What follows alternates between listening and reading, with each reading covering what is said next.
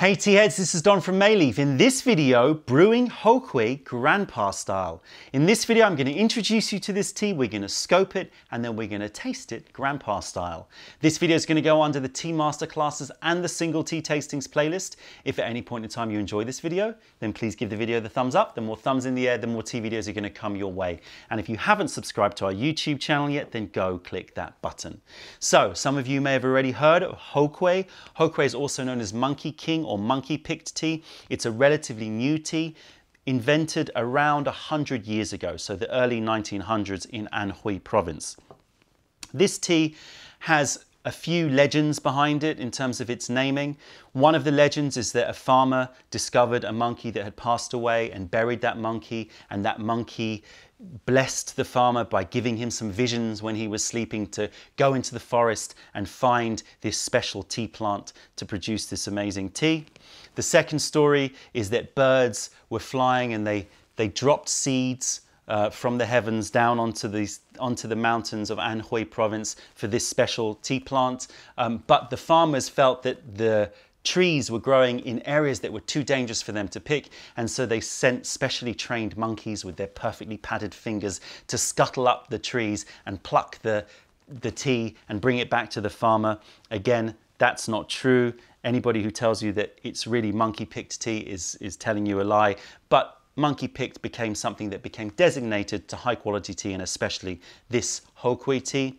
Another story is that this tea comes from Houkang village, which is true, or Houkang area in Anhui province. With Houkang, Hou means monkey in Chinese, and the farmer that created it or made the recipe to make this tea had the name Kui in his name, and so the two are put together, Hou Kui, and therefore that's how it's named. So it's a relatively new tea, but it has quickly become one of the most revered Chinese green teas and is often given as gift tea to businessmen, politicians, etc. And it has something of a cachet about it. It has something very special about it when you hear people talking about Hou Kui, and when you see these beautiful, amazing leaves, which I'll show you very soon. There's just something very special about this green tea.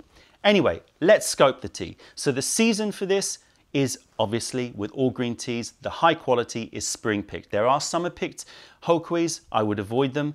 You need to get spring picked. However, the growing season for this plant is a little bit later than normal green teas, so around the middle of April to the beginning of May. The cultivar is the Shida Pinzhong cultivar. This is quite a special cultivar. The leaves are pointed and they just grow slightly larger than the average sinensis tea cultivar. So that's the cultivar.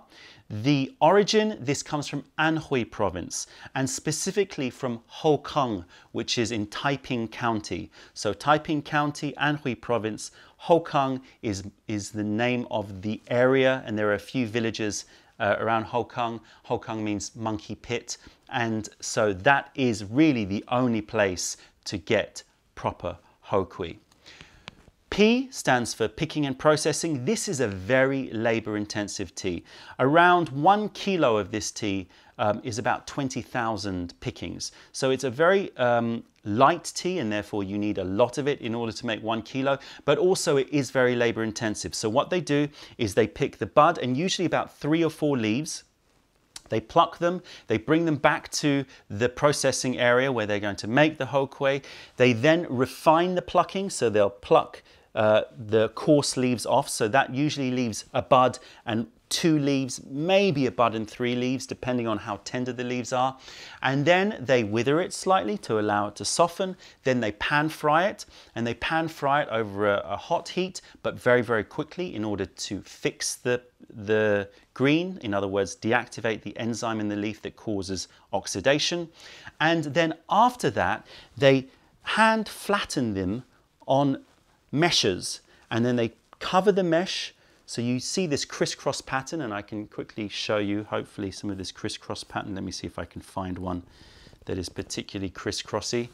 See if you can see that. You might be able to get a close-up of that.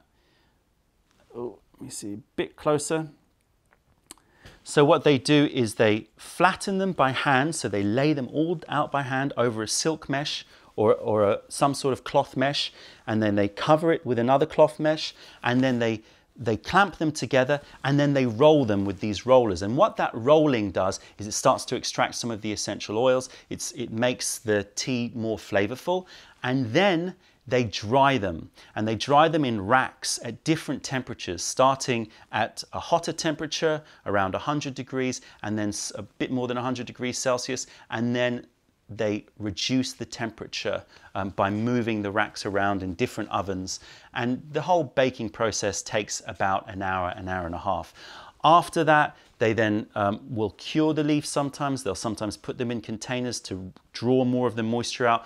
But it is a very labor-intensive tea, and it is all handmade. So the price of the Hou Kui also represents the effort that's gone into it.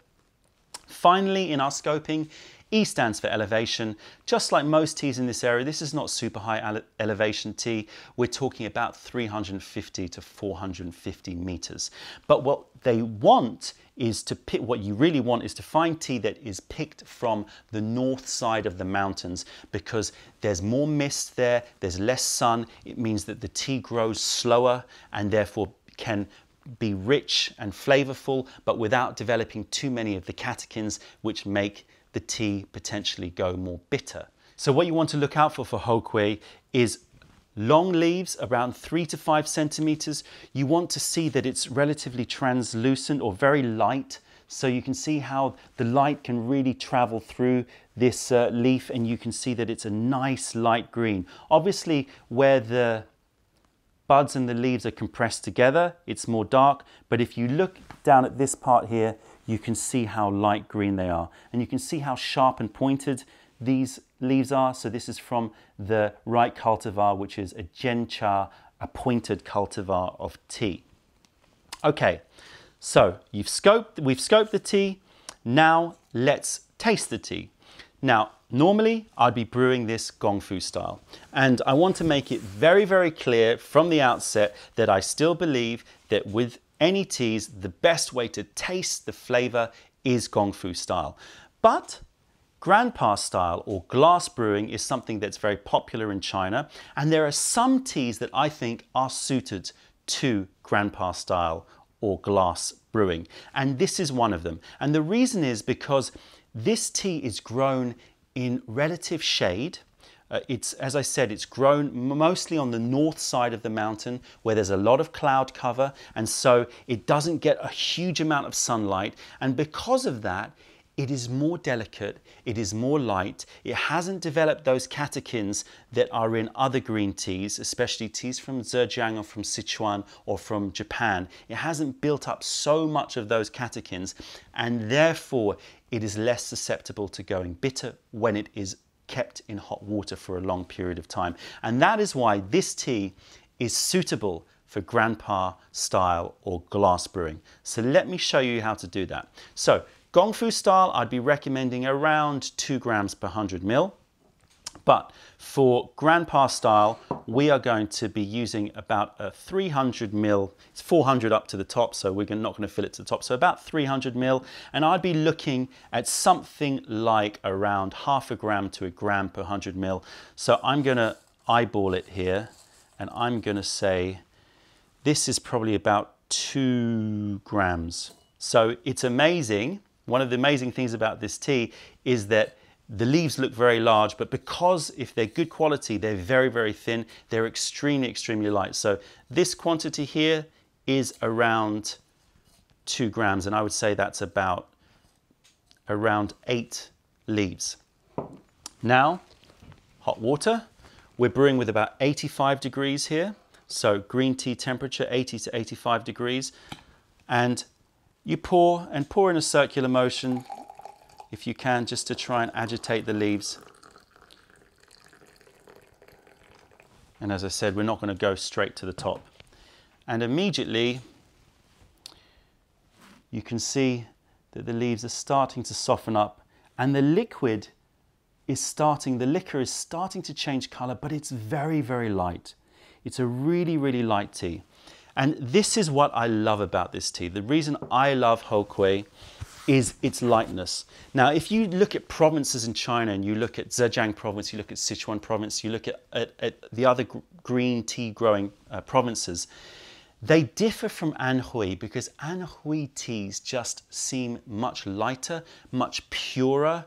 And I don't mean that the others are not pure, I just mean that the taste is very elegant, very delicate, very pure. It's almost like taking water and purifying water. So you're not getting a huge amount of complexity in flavors, but what you're getting is a delightful elegance that comes from Anhui green tea. So if you look at things like Huangshan Maofeng or Misty Peak, that's another really lovely green tea from Anhui province, which is again very light, and you get the fresh notes and you get less of the kind of umami and the astringency and the depth of the other provinces. So this has been, I would say, about a minute and you're ready to drink. So with grandpa style or glass brewing, you're leaving the leaves in the water and then you're just topping up with water. What you want to make sure you do is that you don't finish the tea, you drink up to about a third. So you leave some of the liquor there before you refill. So that way you're not starting from scratch in terms of a brewing process, but you're taking the concentrated tea and basically diluting it and allowing it to brew again. As you get further on with your infusions, you can cover the glass, so you can cover it in order to try and extract more, to maintain the heat a little bit more, because obviously as it brews, it will extract less and less as it's been infused more times. Okay, cheers. Let's taste this grandpa style.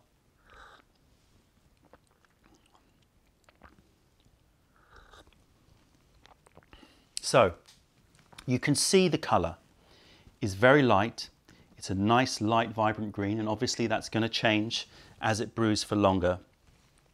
And one of the wonderful things about this tea and other Anhui teas is that you have the purity of taste, but you have a wonderful aroma, a very floral aroma. I'm getting a lot of orchid aroma here, so a lot of fresh, floral, fresh, grassy aroma, but the taste is very gentle. There's no bitterness, there's no bite, it's very, very soft. So if you are somebody out there that wants to drink green tea, but find that green tea can be a bit too strong for you, maybe you feel that it's too strong in effect, or it's too strong in flavor, maybe you feel it's too vegetal, it's too umami, it's got too much of those savory notes, or it's got too much of an intense grassy notes, then I would really strongly suggest that you start to explore Anhui province. And the two teas that you should explore are Misty Peak or Huangshan Maofeng and Hou Kui or Monkey Picked or Monkey King tea, because you're going to get exactly what you want out of a green tea, which is lightness, freshness, aroma, but without that heaviness that can come from some of the other green tea provinces. So what I'm tasting is, what I'm smelling and what's coming through my nose when I breathe out is the orchid and the floral, but the taste, the texture is quite light, relatively thin, but the taste is got a slight spice to it. I would refer to a kind of nutmeg spice, so a slight nutmeg spice. The tea also has a very light creaminess to it, so similar to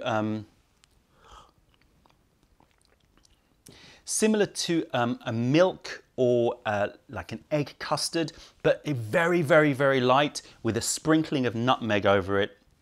And I'm talking very, very light. The predominance of the taste is very pure, very refreshing. It's got grassy notes, freshly cut grass. It's got some green bamboo in it, but it's all really, really light. And you can see that this leaf is sitting in here and it's honestly not going bitter at all. It's maintaining its freshness. Now, as I said, I would always recommend Gong Fu style over any other style of brewing. If you brew Gong Fu style, you're going to get the ultimate freshness of it. There's not going to be any stewed notes. And as this moves on, it'll start to develop a bit of a stewed note, which some people like and some people don't like.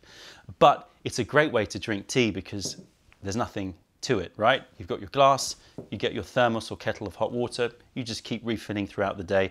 And this is often the way that they brew in China. If you're traveling around with tea leaves, you go into a taxi, you see people with their thermoses and leaves just sitting there, and they just keep refilling with water. So this glass brewing or grandpa style brewing is certainly something that's done a lot in China, but not when you want full tea appreciation. It's something that is just an enjoyable, simple way to brew tea. Delicious. So storage of this is really important. Make sure you keep this out of the air. This is one of those teas that will change very, very quickly. So keep it sealed very, very well, ideally airtight in foil packages. Really, really take care with this tea, because what you'll see starts to happen is that the size starts to shrink and everything starts to get darker, and you know that you're losing some of the freshness of it, and those aromatics, those bright notes will start to deaden down slightly. Not a big deal, but obviously you want to drink it in its prime condition. So this is one that you want to make sure you drink as fresh as possible. Okay, I hope that that has introduced you to this incredible tea. We'll put a link to purchase this tea in the description below, and I hope that this interests you in grandpa style brewing. It's not suitable for all teas, but certainly for Hou Kui, it definitely works. That's it, tea heads. If you made it to the end of this video, then please give the video the thumbs up. Check out our YouTube playlist and let us know if there are any videos that you would like us to make. If you're ever in London, then come visit us in Camden to say hi and taste our wares. If you have any questions or comments, then please fire them over. Other than that, I'm Don May from Mayleaf.